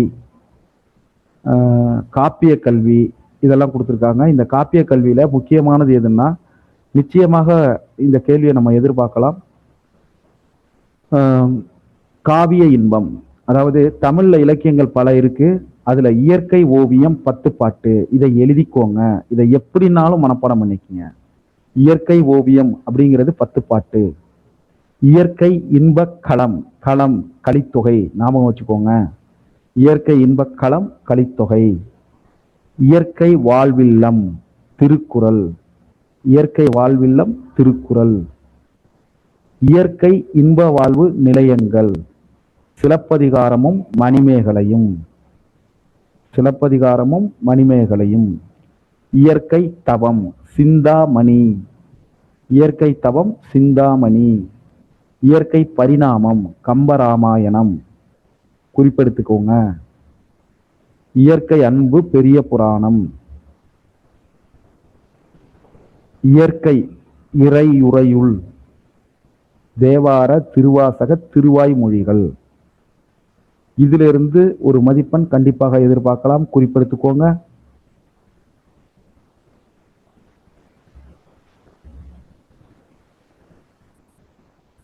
நூல்வழியில பார்க்கிறோம். திருவிக்கா அவர்கள் திருவாரூர் விருத்தாசலம் கல்யாண சுந்தரனார். இவங்க அரசியல், சமுதாயம், சமயம், தொழிலாளர் நலன் என பல துறைகளில் ஈடுபாடு கொண்டவங்க. தமிழ் தென்றல் திருவிக்கா அப்படின்னு நம்ம சொல்லுவோம். மனித வாழ்க்கையும் காந்தியடிகளும், பெண்ணின் பெருமை, தமிழ்ச்சோலை, பொதுமை வேட்டல், முருகன் அல்லது அழகு இந்த புத்தகங்களை எழுதினது திருவிக்கா அவர்கள். இளமை விருந்து அப்படிங்கிற நூல்ல இருந்து சில பகுதிகள் தான் இங்க கொடுத்துருக்காங்க. ஒவ்வொரு நாடக கல்வி, அறிவியல் கல்வி, இப்படி பல வகையான கல்வியை பத்தி அவங்க பேசியிருக்காங்க.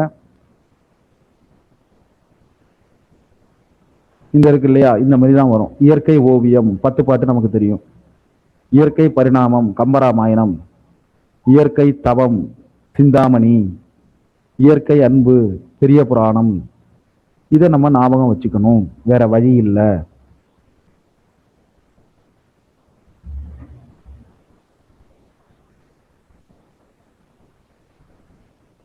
இந்த பகுதி ஒரு நல்ல கதை. பீசா குப்புசாமி அவர்கள் சிறுகதை ஆசிரியர்கள் ஒருத்தங்க. தொடக்கப்பள்ளி தலைமை ஆசிரியராக பணியாற்றி ஓய்வு பெற்றவர். ஜெயகாந்தன் அவர்களோடு நெருங்கி பழகி ஜெயகாந்தனோடு பல்லாண்டு அப்படிங்கிற ஒரு நூலை எழுதியிருக்காங்க. ஓர் ஆரம்ப பள்ளி ஆசிரியரின் குறிப்புகள் அப்படிங்கிற ஒரு நூல்ல இருந்து இந்த பகுதி கொடுத்துருக்காங்க. மீண்டும் சொல்றேன், ஓர் ஆரம்ப பள்ளி ஆசிரியரின் குறிப்புகள். இதுல என்ன விஷயம்னா, ஆன்ற குடிப்பிருத்தல் அப்படிங்கிறது தான் அந்த பாடத்தினுடைய தலைப்பு. அந்த நூல்வெளியில் என்ன கொடுத்துருக்காங்கன்னா, ஒவ்வொரு மனிதனினுடைய வாழ்க்கையை உயர்த்துவதில் கல்வி பெரும்பங்கு வகிக்கிறது. புதிய செய்திகளை கற்பது மற்றும் கல்வி என்று மனிதனின் உள்ளத்தில் புதைந்து கிடக்கும் நற்பண்புகளை வெளிக்கொண்டு வருவதும் அவனுடைய வாழ்வில் சிறந்த மாற்றத்தை ஏற்படுத்துவதும் கல்வியின் நோக்கங்கள். அப்படிங்கிற ஒரு குறிப்புகள் கொடுத்துருக்காங்க. குப்புசாமி அவர்கள் ஒரு பள்ளியில் வேலை பார்க்கும்போது நடந்த சம்பவம் கொடுத்துருக்காங்க. ஒரு சிறிய பள்ளி, அதில் தலைமை ஆசிரியர்களாக இருக்காங்க. அதே ஊரில் ஒரு எளிய குடிசை வீட்டில் நூலாசிரியர் குப்புசாமி அவர்களும் அவங்களுடைய மனைவியும் வசிக்கிறாங்க. அவங்க தங்கியிருந்த வீட்டுக்கு உள்தாப்பா கூட கிடையாது. அவங்க பள்ளிக்கு போகும்போது 8 முழ வேட்டியை வந்து நல்லா துவைச்சி நீளம் போட்டு ஒரு கொடிக்கயத்தில் காய போட்டு போகிறாங்க. திருப்பி வந்து பார்க்கும்போது அந்த வேட்டியை காணும். ஊர் மக்களுக்குள்ள அந்த செய்தி போகுது. எல்லாரும் சேர்ந்து யோசிச்சுட்டு சொன்ன கருத்து என்னன்னா, சிகாமணி தான் எடுத்திருப்பான் அப்படிங்கிற ஒரு கருத்தை சொல்கிறாங்க.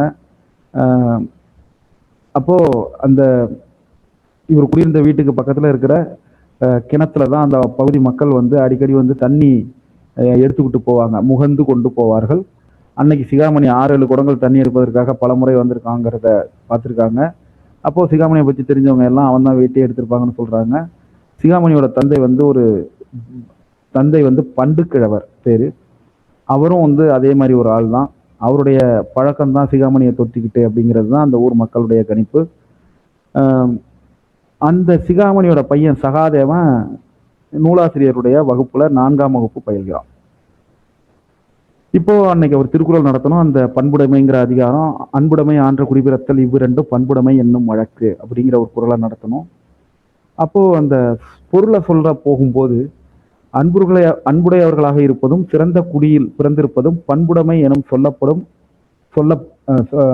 என்பது அன்புடையவர்களாக இருப்பதும் சிறந்த குடியில் பிறந்திருப்பதும் பண்புடைமை என்று சொல்லப்படும். அதன் பொருள் வந்து அன்புடைமையை ஓகே, ஆனா ஆன்ற குடிபிறத்தல் அப்படிங்கிறது ஒரு நெருடலா இருக்கு. அதாவது சிறந்த குடியில பிறந்திருக்கக்கூடியதுதான் பண்புடைமை அப்படிங்கிறத எப்படி சொல்ல முடியும்? சிறந்த குடியில வந்து பிறக்க முடியறது வந்து அவங்க கையிலயா இருக்கு. நற்பண்பு இல்லாத பெற்றோருக்கு வந்து பிள்ளையா இருந்தா நல்ல குணங்கள் இருக்கக்கூடாதா? திருவள்ளுவர் வந்து எவ்வளவு பெரிய ஞானி, அவர் போய் இப்படி ஒரு தப்பான அர்த்தத்திலே சொல்லியிருப்பாரு, அப்ப சொல்லியிருக்க மாட்டாரு. அப்போ இந்த குறளுக்கு நான் என்ன பொருள் சொல்ல முடியும்னு யோசிக்கிறாரு. ஸோ ஆன்ற குடி பிறத்தல், சிறந்த குடி உன்னிடம் இருந்து பிறக்க வேண்டும் அப்படின்னு சொல்லி இவர் பொருள் சொல்ல ஆரம்பிக்கிறாரு. அப்போ அதனால ஆன்ற குடி பிறத்தல் அப்படிங்கிற பொருள் கொண்டு இவங்க ஏற்கனவே இருக்கிறது என்ன, ஆன்ற குடி பிறத்தல், இந்த இடத்துல ஆன்ற குடி பிறத்தல் அப்படிங்கிற மாத்திக்கிறாங்க. அப்போ வகுப்புல சொல்லிட்டு இருக்கும்போது அப்பன் திருடனா இருக்கலாம், மகன் நல்லவனா இருக்கலாம், அதனால அவங்க அப்பன் திருடன் தான், பையனை வந்து நல்லவன், அப்பன் திருடனா இருந்தாலும் பையன் ரொம்ப நல்லவன் சொல்றதெல்லாம் நான் கேட்டிருக்கேன் அப்படின்னு சொன்னோன்னே மாணவர்களும் ஆமான்னு சொல்றாங்க. ஸோ இப்படி வந்து உங்க அப்பா திருடனா இருந்தா, அவங்களுடைய அப்பா பாட்டனும் திருடனா இருந்தா அந்த பழக்கம் அதோட முடியட்டும், உங்கள்ல இருந்து திருடாதவங்கிற ஒரு புதிய குடி உதிக்கட்டும், ஒழுக்கம் இல்லாத பரம்பரையில இருந்து நீங்க வந்திருந்தா கூட எல்லா ஒழுக்கமும் உங்கள்கிட்ட இருக்கட்டும் அப்படின்னு சொல்லி ஒரு புதிய குடி பிறக்கட்டும் அப்படிங்கிற விளக்கத்தை கூறி முடிக்கிறாங்க. அதுக்கப்புறம் இதை இந்த சகாதேவன் வந்து இதை நடத்திக்கிட்டு இருக்கும்போது ஆசிரியரை பார்த்துக்கிட்டே இருக்காங்க. வேட்டி சம்பந்தமா இவர் ஒரு வார்த்தை கூட சொல்லலை. மத்தியானம் சாப்பிடுவதற்காக நூலாசிரியர் வீட்டுக்கு போறாங்க. அப்போ அந்த ஊர்ல உள்ள கிருஷ்ணமூர்த்திங்கிற ஒரு இளைஞன் வந்து வீட்டுக்கு வந்திருக்கான். அவன் கையில அந்த வேட்டி இருக்கு. என்னப்பான்னு கேட்டா சகாதேவன் கொடுத்தான். இன்னைக்கு காலையில நீங்க ஏதோ பாடம் நடத்துனீங்களா? அதை கேட்டுட்டு பள்ளிக்கூடம் விட்டு வந்தவன் இந்த வாத்தியார் வேட்டி எங்க அப்பா தான் கொண்டாந்து இருவாச்சல் வச்சிருந்தாரு, நான் கொண்டு போய் கொடுக்க வெக்கமா இருக்கு, நீ கொண்டு போய் கொடுத்துரு அப்படின்னு சொல்லி சகாதேவன் தான் கொடுத்தான் அப்படின்னு சொல்லி சொல்றாங்க. ஓகே, இது வந்து சிகாமணியை வந்து இப்படியே விடக்கூடாது, வாத்தியார் வேட்டியை வேத்திட்டு இருக்கான் பாரு அப்படின்னு சொல்லி எல்லாரும் பேச தொடங்குறாங்க. அப்போ சார் வந்து சகாதேவன் வந்து இப்போ இது வந்து நம்ம சொன்னதுனால இவன் திருப்பி கொண்டாந்து கொடுத்துருக்கான். இப்போ வந்து இவன் கொண்டாந்து கொடுத்ததை வச்சுக்கிட்டு அவங்க அப்பாவை தண்டிச்சு அவன் திருப்பி இந்த திருந்துற வாய்ப்பு இல்லாமல் போயிடும்னு சொல்லி யோசிச்ச அந்த நூலாசிரியர் என்ன பண்றாருங்க, நான் திருடுனேன், வேட்டி திருடுனேன்னு புகார் கொடுத்தாதானே நீங்க அவனுக்கு வந்து தண்டனை கொடுப்பீங்க, நான் என் வேட்டியே திருடு போகலைன்னு நான் சொல்லுவேன், நீங்க அவனை விட்டுதான் ஆகணும் அப்படின்னு சொன்னோன்னே ஓகேன்னு ஊர் மக்களும் விட்டுடுறாங்க. அப்புறம் சிகாமணி சகாதேவன் எல்லாரும் போயிடுறாங்க. இவ்வளவுதான் இந்த கதை. அடுத்தது வினைமுற்று, முக்கியமான ஒரு பகுதி, கொஞ்சம் குழப்பம், ஆனாலும் நினைவுல வச்சுக்க வேண்டிய ஒரு பகுதி. ஓகே. வினைச்சொல் நமக்கு தெரியும். படி, ஆடு, பறந்த, பற, இதெல்லாம் வந்து செயலை அடிப்படையாக கொண்ட சொற்கள். செயலை வந்து வினைன்னு சொல்லுவோம். இப்ப நான் சொன்ன இந்த படி, ஆடு, பற, ஓடு, இதெல்லாம் வந்து வினையடி. இதெல்லாம் வினையடி நாம வச்சுக்கிறோம். இப்படி ஒரு ஒரு செயலை சொல்றது வினைச்சொல். வினைமுற்று. இப்போ மலர்விழி எழுதினால், கண்ணன் பாடுகிறான், மாடு மேயும். இதுல அந்த பொருள் வந்து முழுமை பெற்று விளங்குது. இப்படி பொருள் முழுமை பெற்று 5 விஷயத்த அதுல இருக்கும். பால், 3 காலம், 5 பால், 3 இடம், இதுல வரும். இதுதான் வினைமுற்று. முற்று வினைன்னு இதை சொல்லுவாங்க. எழுதினால் அப்போ ஒருமை, பெண், இறந்த காலம், இந்த செய்திகள்லாம் நமக்கு தெரியுது.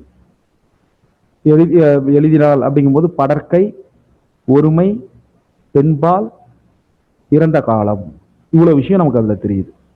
கண்ணன் பாடுகிறான், நிகழ்காலம், ஒருமை, படற்கை, ஆண்பால், இவ்வளவு விஷயம் நமக்கு அதுல தெரியுது. மாடு மேயும், எதிர்காலம், மேயும் அகிரிணை, மேயும் ஒன்றன்பால், இவ்வளவு விஷயம் நமக்கு அதுல தெரியுது. இப்படி ஒரு வினைமுற்றுல வினைமுற்று 5 பால், 3 காலம், 3 இடம், இது எல்லாத்துலயுமே வரும். இது எல்லாத்துலயும் வினைமுற்று வரும்னு சொல்லியிருக்காங்க. எல்லாமே தெரியும்னு சொல்லல. இப்போ வினைமுற்றுல தெரிநிலை வினைமுற்றுன்னு ஒண்ணு இருக்கு, குறிப்பு வினைமுற்றுன்னு ஒண்ணு இருக்கு. தெரிநிலை வினைமுற்று அப்படின்னா, எழுதினால் அப்படின்னா இதுல வந்து ஒரு செயல் நடக்கிறதுக்கு 6 விஷயம் வேணும். செய்பவர் வேணும், சப்ஜெக்ட், கருவி, ஆப்ஜெக்ட், நிலம், எந்த இடத்துல நடக்குது, செயல், வெர்பு வேணும், காலம், டென்ஸ் வேணும், செய்பொருள் வேணும். இவ்வளவு விஷயம் இருந்தாதான் ஒரு செயல் நடைபெறுவதற்கு வேணும். இது 6 வெளிப்படும்போது அமைவது வந்து தெரிநிலை வினைமுற்று. மாணவி கட்டுரை எழுதினாள். இந்த எழுதினால்ங்கிற ஒரு வார்த்தையை வச்சு என்னென்ன பண்ணலாம்? இந்த சென்டென்ஸை வச்சு செய்பவர் யாரு? இந்த சென்டென்ஸ்ல பாருங்க, மாணவி. கருவி எது? கட்டுரை எழுதினால்னா எதை வச்சு எழுதியிருக்க முடியும்? அதை நமக்கு கொண்டு வர முடியும். நிலம் எது? எங்க எழுதியிருப்பாள்? பள்ளியில் எழுதியிருப்பாள். காலம் இறந்த காலம். செய்பொருள் கட்டுரை, செயல் எழுதுதல். இவ்வளவு விஷயம் தெரியுது. இது தெரிநிலை வினைமுற்று. குறிப்பு நிலை வினைமுற்றுல ஏதாவது ஒண்ணுதான் இருக்கும், காலத்தை கண்டிப்பா காட்டாது. செய்பவரை மட்டும்தான் வெளிப்படையாக காட்டும். குறிப்பு வினைமுற்று காலத்தை வெளிப்படையாக காட்டாது. இப்போ பொருளை சொல்றது, பொன்னன், பொருளை அடிப்படையாக கொண்டு ஒன்றை மட்டும்தான் அடிப்படையாக வைத்திருக்கும். பொருள், இடம், காலம், சினை, குணம், தொழில், இதுல ஏதாவது ஒன்றை மட்டும் அடிப்படையாக வச்சிருக்கும், காலத்தை காட்டாது. செய்பவரை மட்டும்தான் காட்டும். இது வினைமுற்றா இருக்கும். இது குறிப்பு வினைமுற்று. அதுல ஏவல் வினைமுற்று, வியங்கல் வினைமுற்றுன்னு நிறைய இருக்கு.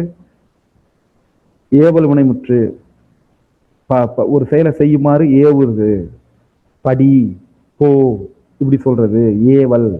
இதை நம்ம பார்த்துருக்கோம், 9ஆம் வகுப்புல பார்த்தோம். ஏவல் வார்த்தையாக இருக்கும் அப்படிங்கிறத பார்த்தோம். எழுது ஒருமை, எழுதுமின் பன்மை, விழிமின் எழுமின் பன்மை. பன்மை ஏவல் வினைமுற்று. இப்போதைக்கு எழுதுங்கள்னு இருக்கு, அதை பார்க்கிறோம். அடுத்தது வியங்கோல் வினைமுற்று. வாழ்த்துதல், வைதல், விதித்தல், வேண்டல், இந்த பொருள்ல வர்ற வினைமுற்று வியங்கோல் வினைமுற்று. வாழ்த்துதல், வைதல், வாழ்க, ஒழிக, வாழிய, ஒழிய, வாழியர், அவ்வளவுதான், அதுக்கு எதுவும் கிடையாது. இப்படி வாழ்த்தல், வைதுதல், விதித்தல், வேண்டல், இந்த பொருள்கள்ல வர்றது வியங்கோல் வினைமுற்று. ஏவல் வினைமுற்று முன்னிலையில மட்டும்தான் வரும். வியங்கோல் வினைமுற்று ஐந்திணை, இருதிணை, ஐம்பால், மூவிடங்களுக்கும் பொதுவாய் வரும். அவ்வளவுதான், இதுக்கு மேல ஒன்றும் பார்த்துக்க வேண்டாம். ஏவல் வினைமுற்றுல படி, படியுங்கள், அல்லது படி, படிமின்னு சொல்லணும். ஆனா வியங்கோல் வினைமுற்றுல ஒருத்தர் இருந்தாலும் வாழிய, வாழ்க அப்படின்னு நம்ம வந்து பன்மையில தான் சொல்லணும். ஒருமை பன்மை வேறுபாடு கிடையாது. ஒருத்தர் இருந்தாலும் வாழ்கன்னு தான் சொல்லுவோம், பல பேர் இருந்தாலும் வாழ்கன்னு தான் சொல்லுவோம். கட்டளை பொருளை மட்டும் உணர்த்தும். எது? ஏவல். ஏவல்னா ஒரு கட்டளை இடுறது தான். ஆனா வியங்கோல் வினைமுற்று வாழ்த்துதல், வைதல், விதித்தல், வேண்டல், மிகுதி பெற்றும் பெறாமலும் வரும். ஏவல் வினைமுற்று அன், பொன்னன், இந்த இருக்கு இல்லையா, தென்னாட்டார், தென்னாடு, தென்னாட்டார், ஆதிரையான், அதுல எது எனக்கு காலம்னு தெரியல, சாரி. அடுத்தது சினை, கண், கண்ணன், பண்பு, கருமை, கரியன், எழுத்து, எழுத்தன். இப்படி வினைமுற்று ஓரளவு நம்ம புரிஞ்சிருப்போம்னு நினைக்கிறேன். அடுத்தது நிறுத்தல் குறிகள். இதெல்லாம் நம்ம காற்புள்ளி, அரைப்புள்ளி, முக்கார் புள்ளி, முற்றுப்புள்ளி, வினாக்குறி, இதெல்லாம் நம்ம ஏற்கனவே பார்த்துட்டோம். இல்லைன்னா அந்த வகுப்புல எடுத்து விளக்கமா பார்த்துக்கோங்க. இது கொஞ்சம் பெரிய சப்ஜெக்ட், விளக்கமா எடுத்து பார்த்துக்குங்க. நம்ம வகுப்பை நம்ம சேனல்ல டச் பண்ணீங்கன்னா எல்லா வகுப்புகளும் இருக்கு, அனைத்து பாடங்களும் இருக்கு, கவனத்துல வச்சுப்போம். திருக்கேதாரம் தேவார பாடல் கொடுத்துருக்காங்க. இதுல இருந்து முக்கியமான வார்த்தைகள் இருக்கு, அதனாலதான் இது முக்கியம், வேற எந்த காரணமும் இல்லை. பண் அப்படின்னாலே நம்ம பாடுதல் அப்படின்னாலே பண் தான். அந்த இசைக்கருவிகள் ஓசையோடு பாடக்கூடிய இசைக்கருவிகளின் ஓசையோடு பாடல் இணையும் போது அது எப்படி இருக்கு அப்படிங்கிறத பத்தின ஒரு பாடல் சுந்தரர் எழுதியது. கேதார்நாத், இன்றைய கேதார்நாத்னு சொல்லக்கூடிய திருக்கேதாரம். பண்ணின் தமிழ் இசை பாடலின் பழவே முழவு அதிர கண்ணின் ஒளி கனகச்சுவை வைரம் அவை சொரிய மண்ணின்றன மதவேழங்கள் மணிவாரி கொண்டெறிய கிண்ணென்று இசை முரலும் திருக்கேதாரம் எண்ணீரே. இதுல முக்கியமான வார்த்தைகள் எது? பண், இசை, கனகச்சுவை, சுனை, பொன் வண்ண நீர்நிலை, குறிப்பெடுத்துக்கிறோம். சுனைனா நீர்நிலை, கனகச்சுனைனா பொன் வண்ண நீர்நிலை. மத வேழங்கள், வேழம்னா யானை, வேழங்கள் யானைகள், மத வேழங்கள் மத யானைகள், முரளும் முழங்கும். பழவேய், ஆதிரையான், திருவாதிரை, மார்கழி, ஓகே மேம். முழவு இசைக்கருவி,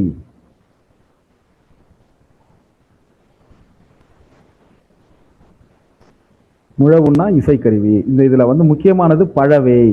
வேய்னா மூங்கில், பழவேய்னா முதிர்ந்த மூங்கில். ஓகே.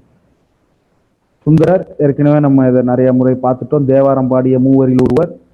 இவருக்கு சிறப்பு பெயர்கள் நம்பியாரூரார், தம்பிரான் தோழர். தேவார பாடல்கள் 12 திருமுறைகள்ல 7ஆம் திருமுறையாக வச்சிருக்காங்க. இவர் திருத்தொண்ட தொகை அப்படிங்கிற ஒரு முதல் நூலாக கொண்ட இவர் இயற்றிய திருத்தொண்ட தொகையை வச்சுதான் சேக்கிழார் பெரிய புராணத்தை படைத்தார். அதையும் நம்ம ஏற்கனவே பார்த்தோம். திருநாவுக்கரசர், திருஞான சம்பந்தர், சுந்தரர் 3 பேர் பாடிய பாடல்களின் தொகுப்பு தான் தேவாரம். இதை தொகுத்தவர் நம்பியாண்டார் நம்பி. இந்த விவரங்கள் கொடுத்திருக்காங்க.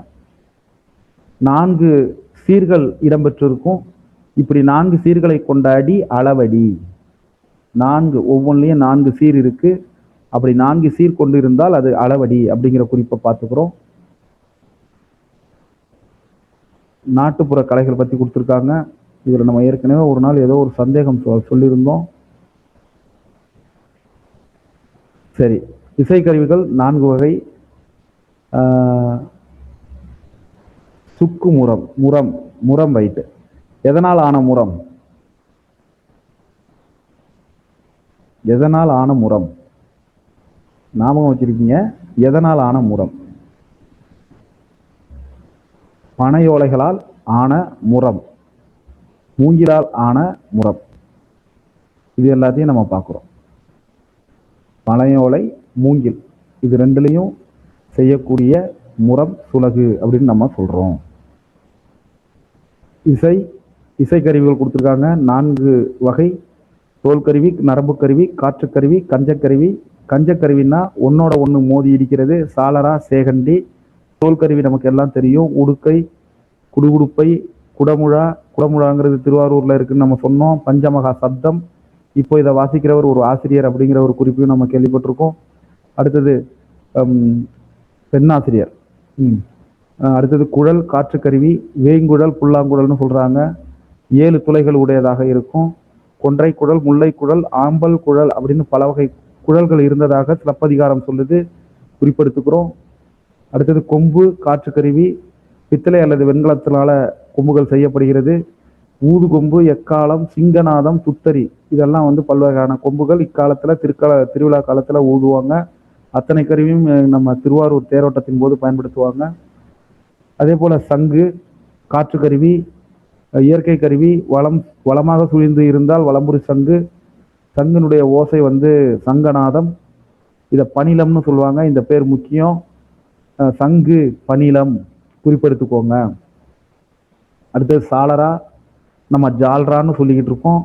அப்படியே ஒருத்தங்க சொல்றதுக்கு ஜிங்சக் அடிக்கிறதுன்னு சொல்லுவாங்க இல்லையா, அதுதான் இது. ஜிஞ்சார்னு சொல்றது தான் சாளரா. அதை நம்ம ஜால்ரான்னு சொல்லிக்கிட்டு இருக்கோம், சாளரா. இது பாண்டில் அப்படின்னு ஒரு பேரு, இக்காலத்துல ஜால்ரா அப்படின்னு சொல்றாங்க. அடுத்தது சேகண்டி, மணி, ஒரு குச்சியோ இரும்பு துண்டோ வச்சு எடுப்பாங்க. இது கோயில் வழிபாட்டின் போதும் நடக்கும். சில பேர் இறுதி ஊர்வலத்தின் போதும் இன்னைக்கும் பயன்படுத்திக்கிட்டு இருக்காங்க. அடுத்தது திமிலை, தோல்கருவி, மணல் கடிகார வடிவத்தில் இருக்கும். இதை பாணி அப்படின்னு சொல்றாங்க. பலாமரத்தினால செஞ்சு விலங்கு தோலினால கட்டப்பட்டிருக்கும் திமிலை. கொஞ்சம் வேகமாக தான் போயிட்டு இருக்கேன், எனக்கே தெரியுது, நேரம் இல்லை. அடுத்தது பறை, விலங்கு தோளால் இழுத்து கட்டப்பட்ட கருவி பறை. ஆணிரையை கவர் செல்லும் போது ஆக்கோட் பறை முழங்குவார்கள். இப்போ தப்புன்னு சொல்றாங்க. இப்போ தப்பாட்டம் அதை அடிச்சுட்டு ஆடுறது பேரு மத்தளம். மத்து தளம், அதான் மத்தளம் அப்படிங்கிறது. மத்துங்கிறது ஓசையினுடைய பெயர். இசைக்கருவிகளுக்கு எல்லாம் தாளம் அடிப்படை. ஸோ அந்த மத்தை தரக்கூடிய, ஓசையை தரக்கூடிய தளம் மத்தளம். இதுதான் முதற்கருவி அப்படின்னு சொல்லுவாங்க. அடுத்தது முரசு. தமிழர்களுடைய போர் துணையாக கருவிகளில் முரசு ஒன்று, படைமுரசு, குடைமுரசு, மணமுரசுன்னு தமிழர்கள்ட்ட 36 வகையான முரசுகள் வழக்கத்தில் இருந்ததுனாக சிலப்பதிகாரம் சொல்லுது. பழந்தமிழ்நாட்டில் 3 வகையான முரசுகள், ஆனால் 36 வகை முரசு இருந்ததா சிலப்பதிகாரத்தில் குறிப்பிட்டிருக்காங்க. மாக்கன் முரசம்னு மதுரை காஞ்சி சொல்லுது. முழவு, ஒரே ஒரு முகம் இருக்கும் முரசு, அதை முழவுன்னு சொல்கிறோம். குடத்தின் வாயில தோலை இழுத்து கட்டுறது. இந்த தோலில் ஒரு வகை பசை மண்ணை தடவி முழக்குவாங்க. மன்னமை முழவு அப்படின்னு புறநானூற்றில் சொல்லியிருக்காங்க. காலத்தை அறிவிக்க நாளிகை முழவு, காலை முழவு, இதெல்லாம் பயன்படுத்தியிருக்காங்க. யாழில் முக்கியமானது அந்த வில் இறுக்கி கட்டுறது தான். இந்த வில்லில் நரம்ப இறுக்கி கட்டும்போது ஒரு ஓசை வருது. இது பேரியால், செங்கோட்டியால் அப்படின்றதெல்லாம் பழமையானது. யாழின் வகைக்கேற்ப அதனுடைய எண்ணிக்கை மாறுபடுது. 21 நரம்புகள் இருந்தால் பேரியால் அதிகபட்சமா. அதுக்கு அடுத்தது 19 நரம்புகள் மீன் வடிவில் அமைஞ்சிருக்கும், மகரையால். 14 நரம்புகள் சகோடையால். திருப்பி இந்த யாழினுடைய வடிவம் மாறி மாறி தான் இப்போ வீணையாக மாறி இருக்கு அப்படின்னு சொல்றாங்க. வீணை நரம்பு கருவி 7 நரம்புகள் கொண்டது. இப்போ இருக்கிற வீணையில 7 நரம்பு கருவி, 7 நரம்புகள் இருக்கும். அடுத்தது எச்சம். இந்த இடத்துல நம்ம வகுப்பு நிறைவுக்கு வருது. 1.5 மணி நேரம் ஆயிடுச்சு. நிறைய பேர், எத்தனை பேர் இருக்கீங்கன்னு கூட நான் பார்க்கல. எப்படியும் பரவாயில்ல, 357 பேர். இந்த எச்சம் நிச்சயமாக நான் நினைவூட்டுறேன்.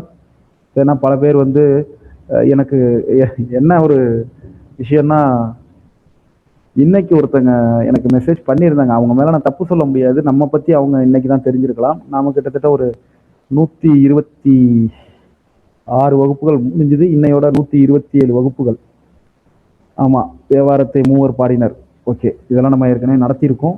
அதை குறிப்புகள் எடுத்திருப்பீங்க. அதை திருப்பி பாருங்க, கவலைப்படாதீங்க. நிச்சயமாக ஒரு நல்ல மதிப்பெண் எடுக்க முடியும். தமிழ் எளிமையானதாக தான் இருக்கும். நான் நடத்தினதை பார்த்துட்டு பயந்துடாதீங்க, சார் இவ்வளவு இருக்கா அப்படின்ட்டு ரிவிஷன்ல. நிச்சயமாக இதெல்லாம் ஏற்கனவே நம்ம படிச்சிருக்கோம். நம்ம போய் கட்டுரை எழுத போறதில்ல. நமக்கு கேள்வியும் அங்கேயே இருக்கும், விடையும் அங்கேயே இருக்கும். அதை பொருத்திட்டோம்னா 4ல் 1 சரியான விடை. அந்த 1 தெரிஞ்சு எழுதினாலும் சரி, தெரியாம எழுதினாலும் சரி, நமக்கு ஒரு மதிப்பெண் உண்டு. தெரியாம தவறா எழுதிட்டோம்னா நமக்கு ஏற்கனவே எடுத்த மதிப்பெண்ல 1 குறையாது, மைனஸ் மார்க் கிடையாது. ஸோ கவலைப்படாம அட்டன் பண்ணுங்க. தெரிந்த கேள்விகள் அதிகமாக இருக்கணும்னு நம்புங்க. இருக்கும்னு நம்புவோம், இறைவனை வேண்டுவோம். நிச்சயமாக நல்லபடியாக நடக்கும். அனைவரும் வெற்றி பெற வாழ்த்துக்கள்.